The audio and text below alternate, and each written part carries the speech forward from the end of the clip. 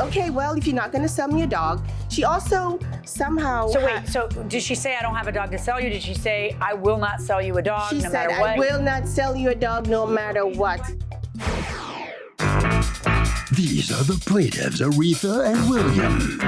Aretha says they paid the defendant a deposit for a goldendoodle puppy. Then, less than 24 hours later, they called and said they had made a mistake because it wasn't a good time for them to take on the responsibilities. A few months later, when they were ready, the defendant told them she wouldn't sell them a puppy if her life depended on it. Huh? Now they have no dog and no money and are suing for the $1,000 they're owed. This is the defendant, Kelly. She says she's a master groomer and doggy daycare business that occasionally sells puppies. The plaintiffs were very nasty to her. They disputed the deposit on their credit card and lost. And now they want a puppy from her? No way. She's accused of being doggone stubborn. All parties, please raise your right hands. What you are about to witness is real. The participants are not actors. They are actual litigants with a case pending in civil court. Both parties have agreed to drop their claims and have their cases settled here before Judge Marilyn Millian in our forum, the People's Court. Be seated, come to order, please. Litigants have been sworn, Your Honor. Thank you, Douglas. You're welcome, ma'am. All right. Aretha and William, you're suing Kelly for $1,000, $500 of it a puppy deposit that you place that she won't return, and another $500 for stress and duress. Okay, I like that, stress and duress. That's the first time I've seen it called that. All right, what happened? What happened was that on early May, we found our business. The intention was for my niece to get a puppy, and we found the business, and the price was right. So we arranged with Kelly to set up an appointment where we could see the dogs. We being yourself? Myself, my niece, and her my mother, girls. Which is your sister-in-law? Yes, my sister-in-law, and also my girls. You have twin daughters? My twin girls, Okay. yes. It was like 8 people that went to visit the dog. Yeah, Okay. and she brought out like 12 puppies. It was great. Oh, it was just wonderful. Heaven. Yes, Yeah. and she was very gracious to us. And my niece picked a dog. So we left that day, and when we got home, of course, my daughters wanted a puppy too. Well, so you should have thought of that before you brought your daughters to it. Yeah, well, it was always in the background that we might have had it, so we might get a puppy. So we went back. It was late in the evening. They were almost ready to close. I put a $500 deposit down for a puppy for my girls. I didn't sign a contract, nor did I pick a puppy because my girls Why'd you put the money down? Because the girls could not decide on... No, that's why you didn't sign a contract to pick a puppy. Yeah. I'm asking a different question. Why did you put money down? Because she said, put the deposit down when you guys decide on... Call me tomorrow when the girls decide on which puppy they wanted. Because it was two male were they going to dogs. hold those 2 puppies because someone was going to buy a puppy that night? Well, you know what? That's what we decided on that time. All right, go ahead. So we went home, and my dad was living with me at the time, and he's been in and out of the hospital quite a bit. When I went home, he was looking pretty rough. I'm like, oh my gosh, what did we do? We shouldn't have probably paid the money down for a dog. Right. And as I said, so you decide that you want out. So you call them at what time the next morning? First thing. Okay, what time is first thing? It was less than 24 hours, around 9:30. Okay. And she said, well, listen, no refund. Look at your receipt. I said, okay, no refund. Dispute it with your credit card company, which we did. We disputed with the credit card company. You're not going to win that one. No, and I lost. I lost. But when I called the credit card company at one point during the whole dispute, the credit card company says, many times you can work things out with the business owner. You know, it depends on the business owner. We have a business. We know what it's all about. So I went to the business owner, or I called her, I can't remember, and I said, can we work it out where if someone has a deposit and they want a dog, can I get my money back? Like if I send someone to your business, or if you know somebody. I was just trying to work it out. I didn't know the outcome would work out this way, but obviously that's not how they do business. Because what did she say to you? She said that it's no refund. And she said to me, you can use that $500 for a future litter when your situation improved. And it did improve. And on August 22nd, this was early May when we started, August 22nd, we went over there. And Kelly Jo came out and she became unhinged. She was I mean, never in my life. I mean, the words that she said to us. Like what? Tell me. I mean, she called me a liar. She said, "Don't What did you she guys say you were lying about? She said, "I read the contract, and I know what the contract says." Meaning, she said that you had read the contract. Yes. Okay. She also said that I read a contract to my sister-in-law. That's what she said. And she said, "Don't you guys have pillow talk? You lost the dispute. You're a sore loser." She interrupted me every time I was trying to. We couldn't get anywhere with her as far as working anything out. Okay, well, if you're not going to sell me a dog. She also somehow. So did she say, "I don't have a dog to sell you"? Did she say, "I will not sell you a dog no matter what"? She said, "I will not sell you a dog Did she give a reason why she would not sell you a dog? I think her reason, my understanding is that at one point when I went back into business and I said, "Can we use the money for a future deposit the money to..." You had a friend who wanted to buy a dog. No, I didn't have a friend. I said, just in case if I know somebody who might want to buy a dog. Send somebody to your business. And she objected to that. Why is that objectionable? Okay, first of all, because, Your Honor, I'm in this whelping box from the time these puppies are born. I am not going to have somebody flip one of my dogs. You're not going to pay, just because you lost the $500 dispute with her credit card, you're not going to pay the difference and flip my dog. My dogs are microchipped. They have a health certificate. But what if she brought that person to you and you liked the person and they were perfectly fit? Then she could have did that, but that's but what she's saying is that when she suggested it as an alternative, so nobody would lose money, that you immediately said, "No, you're not going to flip my dog." But you make it flip sound like she's going to make a business out of buying low and selling high when that's not really what she was saying. In our contract, it says no refunds, but we will put the deposit onto a future litter because she had kids involved. When they came on that Saturday, I was there, and it was so fun. We brought all the puppies up. There was all these kids sitting on the floor. "I want this one. I want this one." They could not decide. And as a mother, I just have to say, this is a recipe for disaster. Right. Unless you're buying a dog. You know? They were like freaked out, like, "That one peed. Oh no, that one peed." So you're constantly apparently the dog can't pee? Right. So her relative picked out a puppy, and it was for her daughter for college, a college gift. And it was so exciting. Because they were all black with a little bit of white, so it was hard to tell them apart. So we put a collar, and she's like, "What kind of dogs are these?" Goldendoodles. Okay. And so, anyways, she didn't understand our 2-page contract. Who didn't? Her relative that purchased one. There was a language barrier. So, hold on one second. Let her finish her sentence, and then I'll get back to you. Go ahead. So Aretha read the whole contract and pointed out. Because the person didn't speak English? Is that what you're saying? She didn't speak it. Or she couldn't read English? I don't think so. Because it was read to her by Aretha? Yes, that is correct. Okay, who is the person? My sister-in-law has a bachelor's degree in criminal justice. She can read and write perfectly. That she got in America in English? American English. But people is this your sister? Who is it? My sister-in-law. Okay, married to your... Yeah, she... Married to my brother. Yeah. All right, in any event. All right, so go on. Okay, so the plaintiff read the whole contract, 2 pages. Did the plaintiff sign a contract, by the way? No. Oh.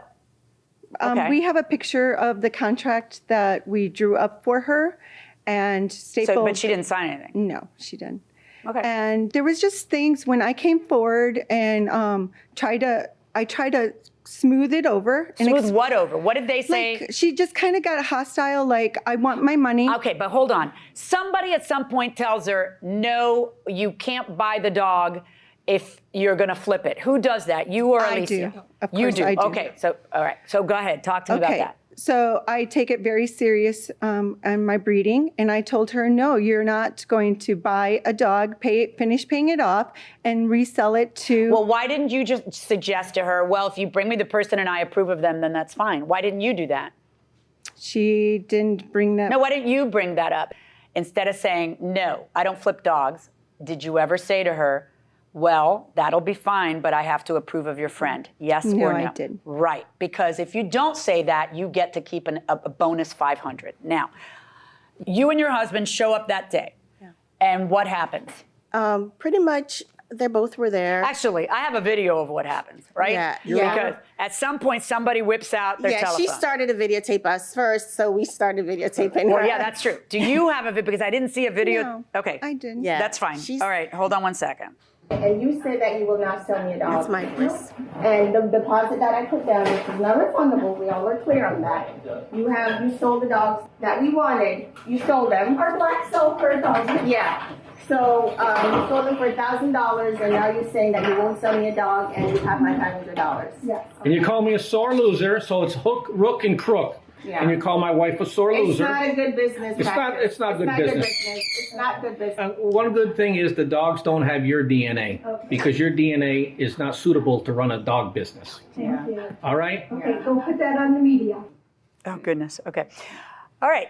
Let me ask you a question. You had made some comment earlier about, I wish I had done some investigation. What do you mean by that? Yeah. When I was starting to Google her, the first thing that popped up was a Facebook page group. They were victims. There were people that had been in similar situations as us. There were people that were sold sick dogs to that somehow she didn't even try to compensate or help the new owners with their sick puppies. There were also contractors or people that had worked with her that she just never paid or finished or followed through with payment. There was also on the Facebook page started mostly because about 2 or 3 years ago, a dog died in her care. And she lied to the owner about how the dog died. And she was even on our local news. Okay.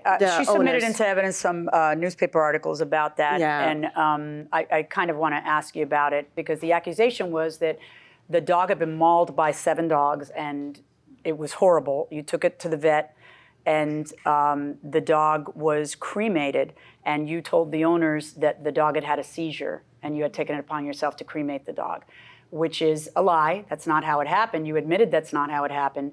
And what was your reason for lying to the dog owners? Welcome back to the People's Court, Harvey, 11 here. So, if the credit card company makes a decision on whether a debt is valid or not, can the person who loses that decision then go to court? And can the judge reverse the credit card company? Absolutely. You don't have to let a credit card company run over you. I said that funny. You don't have to let a credit card company run over you. Absolutely. You said it right second time. What do you say? I agree with him.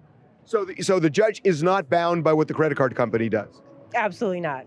So clean slate, you go into court, the judge doesn't even have to consider it. No, he does No, they have to consider it. They absolutely. Lawyer? Is he a lawyer? What's going on here? Going inside the courtroom. A soft wheaten terrier attacked a golden doodle named Molly. It was one bite in her trachea. The report will say that. Say it again? The animal control report says that it was only one bite.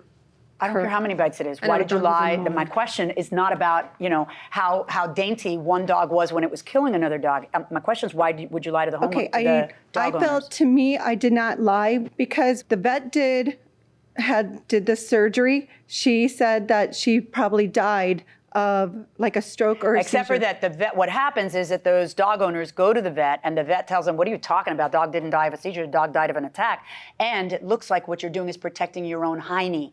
You see, because you don't want to get sued. That's how this looks. It doesn't look like you were being kind and didn't want them to suffer. It looks like you didn't want to get sued. You understand? Which means that you were willing to lie to them in order to not get sued and not lose a lawsuit, which concerns me because I have to decide if you're lying to me when you talk about how she read the complete contract and she knows what you demand and all this other stuff. Now, my next question to you is, why would it matter if she read a contract to someone else, which she claims she didn't, but why would it matter? If she didn't sign it, this whole thing about you can't secondary sale, it's all in your contract, you say, but you don't even have a signed contract with her. You have a $500 deposit that she puts down, no signed contract, and then an unwillingness on your part to sell her a dog. Why? Because you have a hint that she's going to flip it. You don't even have a right to tell her you can't flip it because she didn't sign a contract that said, I won't be flipping. It's property. I know we all love our dogs, but in court, you all know it's property, right? So you have this contingency on what she can do with her property that she never agreed to. And the only thing you can hang your hat on is she knows she read somebody else's contract. That's not going to fly. So if you're not going to give them a dog, you have to return their money. Now, you don't get stress and duress, although I do like it because it rhymes. I'm going to use it in my freestyle rapping. And no, there's no stress and duress. This is a contracts case. And what you get is your damages for breach of contract, which are the $500. I'm ruling in favor of the plaintiff and the amount of the $500. Thank you. Well, after a legal dispute, the plaintiffs are going to get that $500 back. You can't be surprised, can you? Yes, I am. Why? Because they don't deserve it. It was a deposit. And I understand that, but So they you either get a dog or the deposit back, one or the other, right? Okay, well, we have a non-refundable deposit. That's fine, but then you give them a dog. Okay, well, they're not going to get one of my dogs. You see what happens when you come to court. You Yep. lose. All right, thank you. Okay. All right, very interesting. I don't think she understands. Wow. You finally won. Amen. You lost against credit card, but this one you won. Feel better? Yes, I do feel better, and she shouldn't be in business. She's ripped off a lot of people, and I'm glad of the verdict. I'm happy. Yeah, I think she's learned a lesson here, a hard way. It's hard. And then there are other places to get golden doodle Yes, dogs, you know? we did promise the dog to the girls, and we have to fulfill it. So we will follow through and Okay, give good them a luck. dog. They make great pets. Very happy with the Yes. verdict. And don't be overcome by evil. Overcome evil with good. That's for you. all I got to say. Okay, good enough. Thank you very much. Okay. for having Hope us. you get a nice pup. Harvey? I mean, look, they are right. The judge is never bound by what a credit card company says. Even if it's a police officer who writes a ticket, the judge is not bound to follow what the police officer did. That will do it for this case. Litigants for the next case on the way into the courtroom right now. This is the plaintiff, Jeffrey Farrell. He says he hired the defendant to board up his windows for an impending hurricane and gave him a $40 deposit. The hurricane was getting closer and closer. The defendant told him he wasn't going to be able to do the job because he was going to higher ground. And he hasn't returned his money. He feels like he was taken advantage of. This case is about principle. And he's here suing for the return of his $40.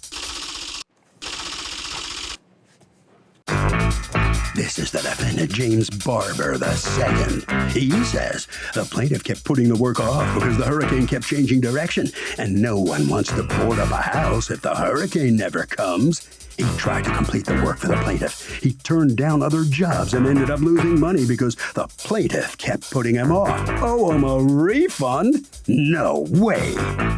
He's accused of blowing off a customer. All parties, please raise your right hands. Welcome back to the People's Court. Next case on the docket. The plaintiff hired the defendant to board up his windows for an impending hurricane. rise. The guy Put it didn't down do the a job second. and kept the $40 deposit. The defendant says the plaintiff kept putting the boarding off, so tough. It's the case of the answer is blowing in the wind. Thank you, Douglas. Okay, Mr. Farrell, Mr. Barber, what town are you from in Florida? Deltona. Daytona? No, Deltona. Deltona. Yes. What's that close to? Daytona Beach. Okay. In between Daytona Beach and Orlando. All right, how far north of Miami are you? Probably about 3.5, 4 hours. 3.5. All right. So Dorian, you will be my first Dorian case. Waiting for Dorian, newscast after newscast after newscast. It was like getting stalked by a turtle. Sitting around waiting to see what the path of Dorian was going to be. And despite the fact, and as is true all the time with hurricanes, you never know what turn it's going to take. Correct. It's just a little surprise. But despite the fact that the thing was, looking to go further north and to stay in the water, the weather people were like little puppies wetting themselves with excitement, making you go nuts. And people are at Home Depot going nuts, and people are at Publix, our grocery store in Florida, going nuts, and cannibalism is about to break out. And meanwhile, the sky couldn't have been bluer, right? Wasn't the sky the most amazing shade of blue? Wouldn't even rain. We barely got rain. Did you guys end up getting rain? Very little. Barely got rain. All right, but anyway, but of course you have to prepare. So then you call him, and you tell him, I was looking for someone to help get the materials, the boards, put the boards up on the windows, and after the storm had left, take the boards down. Literally plywood boards. Pretty much. Literally. All right. So you were in the market to find somebody to help you board. Correct. And not to make, listen, I am a capitalist, so I understand. But this is the moment where, yay, this is the time to make some money. And I don't blame you. Everybody's entitled to make money. So I imagine that you were inundated with calls. Yes, ma'am. And how did you advertise your services to be someone who knows how to do that? I mean, Actually, in his case, I seen where he had posted an ad on Craigslist looking for somebody to do it. So I answered his ad. have you ever done it before? Yes, ma'am. Okay. So you answered his ad, and what was the agreed upon rate? I spoke with him on the phone. He gave me a quote over the phone. He came out in person, and we did like a little agreement. And then I gave him a deposit of $40 and a receipt, so he has a copy of that. And then I asked him when he would be back to do the work, and he said about an hour and a half, 2 hours later. And just before that time, I was texting to confirm that, and then to find out that his business partner was on another job. So it was going to be about 3-4 hours. And then through the whole course of the day, through texting, it was getting later and later and later. My nerves and anxiousness was rising. So at one point, it's kind of like it's getting too late. His business partner was off the other job. It was too late to start the board. Yes, but the next morning, we agreed at 7:30. I texted him at 7:01 to confirm his arrival. Nowhere did I get a text or a call confirming that he was coming or not. But what's the net of all this? He ends up not putting up your boards. Correct. And you say he did that because he was chasing the bigger business in Orlando. He had a tree job in Orlando. And you say he's the one who bailed. Tell me your version of this. Because he's watching the weather people. We'd agreed on the $40 deposit. I was supposed to come back. My other business partner, he was on the job, and I wasn't able to get the truck to do the job. So I called and I let him know. We talked to him. He said that's fine, and we'd reschedule it for the next day. Then I got a phone call from him saying that he wants to hold off because of the storm changing direction and it's stalling. So if somebody really, really screws you over, and it's for $40, would you sue for $40, take the time, go to court, the whole thing, or write it off? Oh, I would absolutely sue. I think that it's way more the principle of the matter of like just letting them know that they can't take advantage of you like that. What do you say? I agree. I think you shouldn't let people take advantage of you, and $40, no matter how much, if they wronged you, it's your money. But you could end up losing, right, for winning. I mean, because then you're at the time and everything else. Oh yeah, definitely. But I think it's more of the justice behind it. The fact that you won. Would you do it for $10? $10? If they really wronged me, if they really wronged me, I'd go after a quarter. I am not going to cross you, dude. Wow, going inside the courtroom. And how are you guys communicating? By text? Text and telephone. Okay. Do you have the text? No, ma'am. I had changed my phone. Do you have the text? I have text messages. Okay. Can I see them inside the phone? Not. You might have helpfully printed them out, but I really want to see the whole thing. I like to see it inside the phone, so there's no question that everything I want to see is in context. Gracias. Okay, so he's texting you that afternoon. He says, I'm nervous. I'm also bored. Please, when are you guys getting here? You find out that your business partner, whoever's putting up boards with you, it has some side job and isn't available, so you don't have the truck. I hope you guys are on your way. Then you say, I know you don't want to hear this, but worst case, I'll be there 6:30 a.m. Storm won't even be here till Tuesday evening. Oh my gosh. It took longer to text each other than it would have to put up the boards. What, did you not have a truck? I guess that's the reason. All right. So 7:01 a.m. on the morning in question. Yes. Good morning. I just woke up. You and your partner will be here at 7:30, correct? And then at like maybe 15 minutes after that, he answers, the guy I work with as we're gonna just bring the material or money back to you. You say, I'll take the money back. Okay. So you guys bailed on him. It's not him bailing on you. So why are you texting the man you're going to return his money and then not? Most people wouldn't chase you for it. That's why. But it's not right. It was just a meeting up with him issue. One night. Was it? Because I see it's a I'm ignoring him issue because the guy's texting you over and over and you're not answering. Okay. So I think you just figured he wouldn't pay $150 to chase you. Surprise! Because now not only are you going to pay him the $40, you're also going to pay him his court costs. That's how it rolls. Yes. Good luck, folks. Thank you, Your Honor. So, fighting for principle, the plaintiff prevails. Mr. Barber, this did not make you look very good. You understand that, don't you? Yes, sir. Yes, I do. Well, I hope you learned something from this. Cost you more money, you know? Okay, Sure very did. good. Thank you very much. Thank you. All right, Mr. Farrell, congratulations. You did what a lot of people don't do, you know? Absolutely. It was about principle, not about the money. I just don't want to see anyone else get taken advantage of like I was. Good for you. Congratulations. Pleasure. Thank you. Okay. Just real quick, Doug, the judge mentioned court costs. The winner almost always recovers court costs. It's just an automatic thing. That will do it for this case. Litigants for the next case on the way into the courtroom right now. This is the plaintiff, Michelle Sartari. She says her car was illegally towed from a parking lot by the defendant, and he also damaged her car in the process. That's right, her car is an all-wheel drive car. The defendant didn't bother to flatbed it. Now she's suing for the $4,000 she's most definitely due. This is the defendant, Brian Sheehan. He says the plaintiff's kids parked the car in one lot and went across the street to another business, so he towed it. The bratty son of the plaintiff even spat at his driver and on the truck. Bottom line, the plaintiff never mentioned any damage to her car when she retrieved it. The car was towed on dollies, and he owes this desperate woman nothing. He's accused of snatching an auto.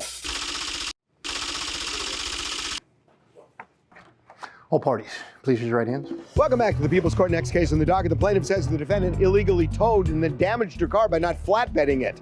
But the defendant says the tow was illegal and the plaintiff's kids spat on his truck.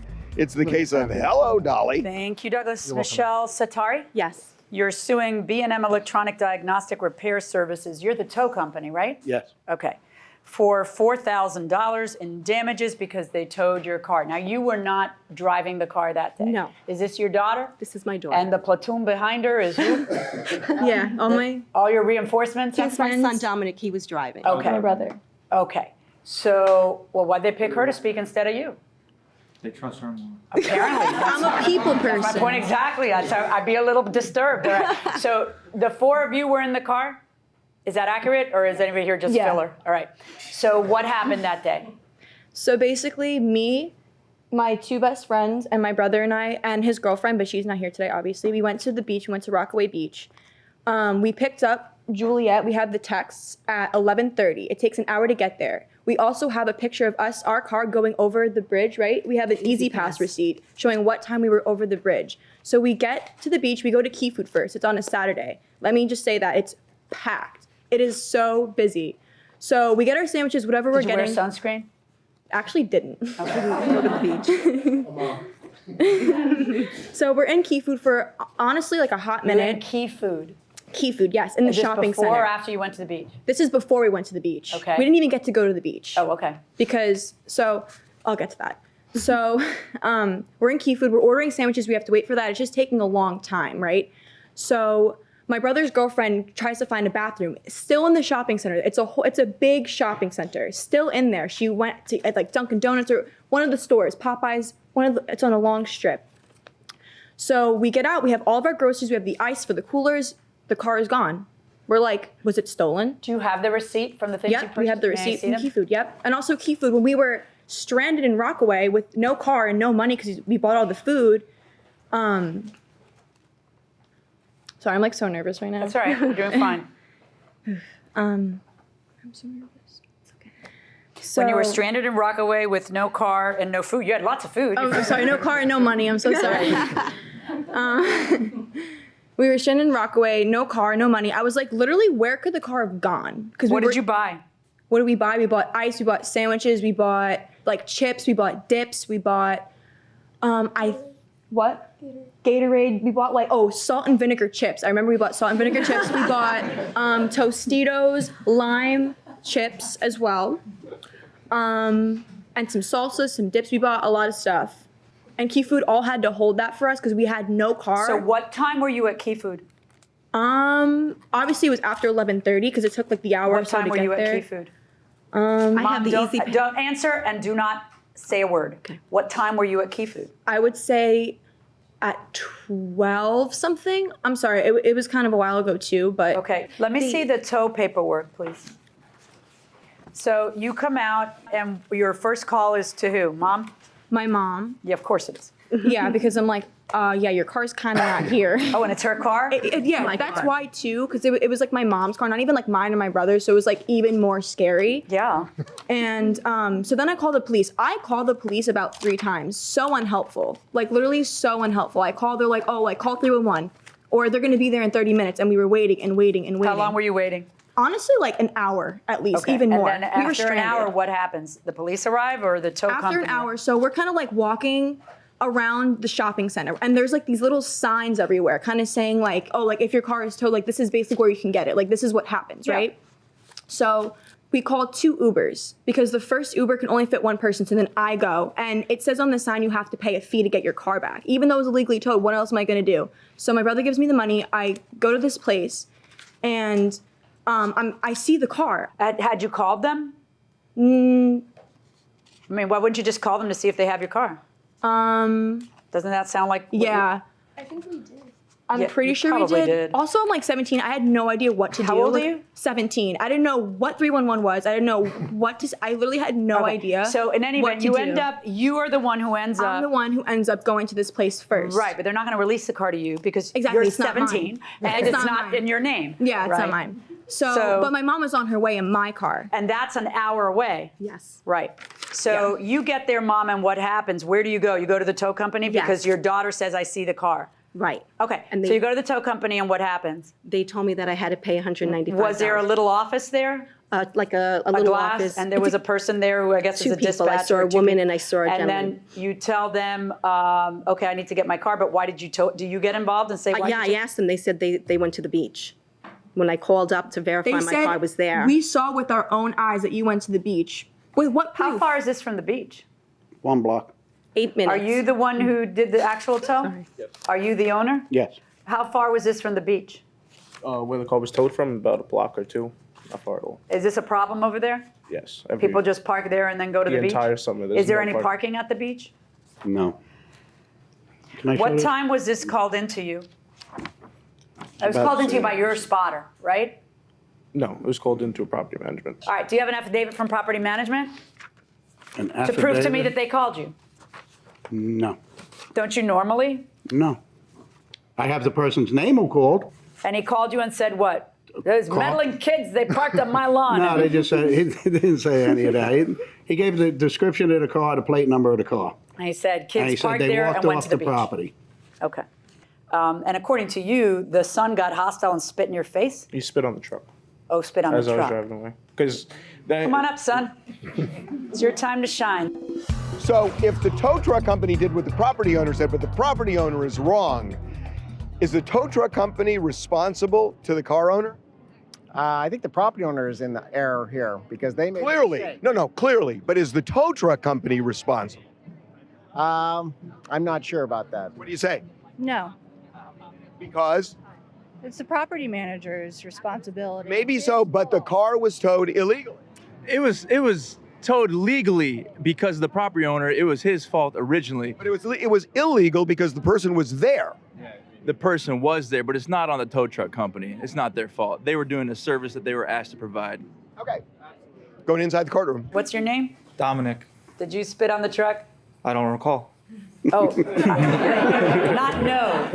I don't recall. Okay, that's a lie because you're under oath and you shouldn't lie to me. You'd recall if you spit on the truck. I'm going to ask you again. Did you spit on the truck? No. Sit down, Dominic. All right. The call comes in at 1:23, and your tow is at what time? No, the car was towed at 1:15. Well, that's not what you wrote here. it's in military time. I'm sorry. I know what military time is. I need you to come over here, and I need you to tell me what numbers I'm looking at. This says time called in, and this is a 1, a 2, and a 3. What time is that? 12:30. Just so that Yeah. a little bit. All right. Yeah, you need to be neater because it always comes down to this. We've been But complaining about that. Yeah. No, it's not a small issue. If you can't write clearly for the police and the judges and everybody else to see it later if everything hits the fan, you can't keep that job. So 13:15 the tow, 12:30 the time called in. Let's see the time on the key food receipt. Yeah, 122. 122 is after the tow. So really what this all boils down to is whether in fact you got a call at 12:30 for this car. So now let's see what you're suing for, because you're not suing for the cost of the tow alone. You're suing for $1,103 to repair the front and rear bumper, $2,000 for the repair of a differential, and then $792 for pain and suffering to bring you to around $4,000, because you liked that figure. Your Honor. Explain that to me, Mom. This is your arena now. Well, I just want to say I have my statements from Easy Pass to show when my car went over the let me Cross see Bay that. Bridge. Let me see that. And I have my tag with me as well. Okay. Where is this toll? Cross Bay Bridge. That would make it very hard for you to get a call at 12:30 telling you to tow the car when the toll Easy Pass registers the toll at 12:29 and 5 seconds. Let me ask you a question. Why are you suing for the repair of the front and the rear bumper, repair of the differential? What's that about? When I checked my car the following day, I noticed that my bumper had scratches on it. It's a new bumper. I had it replaced in April. And I have pictures. What evidence do you have that they did the scratches as opposed to that your car is in parking lots and someone else could have? Well, it's because the way they towed my car, when I picked it up, it was facing forward, so it was backed up. So they had the front with the back wheels, the front was up, and the back wheels were on the ground, and that's how... Wait, stop. When you got there, your car was already parked, right? Right. So you are supposing how they towed your car, correct? Your car is all-wheel drive? Yes. Okay. How did you tow her car? With dolly wheels. Dollies. Okay. So but you make a face and you're like, fat chance. How do you know how he towed your car? You have no evidence. I don't of it. know. Right. Right. Okay. Do you have any mechanic, body man, anybody who says that they did the damage? Can you specifically show me that? No. Right. And that's what I need. I can't have you saying, I hate them, they caused this damage. I need you to actually prove it. You see? So I have here a situation where the young'uns are all testifying that they didn't get there until around 12:30. I have you saying you towed it at 1:15. I have a receipt for sandwiches and stuff that's at 1:22. This isn't my first rodeo. I know people realize their car gets towed and they run in and they buy something. But typically, that something is like a piece of gum or a bottle of water. Mm-hmm. It's not this, they're 17-year-old kids. They don't have the money to buy sandwiches twice. They didn't buy sandwiches and then go to the beach because they're buying sandwiches at 1:22, which would be after he purportedly towed them.